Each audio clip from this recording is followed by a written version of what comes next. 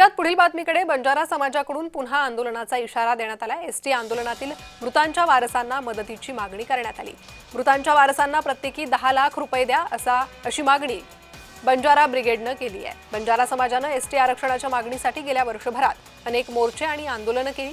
या आंदोलनादरम्यान राज्यातील विविध जिल्ह्यांमध्ये 8 ते 9 तरुणांनी आत्महत्या केल्याचा दावा बंजारा समाजाकडून करण्यात येतोय। मराठा समाजाप्रमाणेच एसटी आरक्षण आंदोलनात मृत्यू झालेल्या बंजारा समाजातील व्यक्तींच्या वारसांना प्रत्येकी 10 लाख रुपयांची आर्थिक मदत मिळावी अशी मागणी बंजारा ब्रिगेडने केली आहे। अन्यथा सरकारविरोधात पुन्हा रस्त्यावर उतरून आंदोलन करण्याचा इशारा संघटनेकडून देण्यात आला आहे।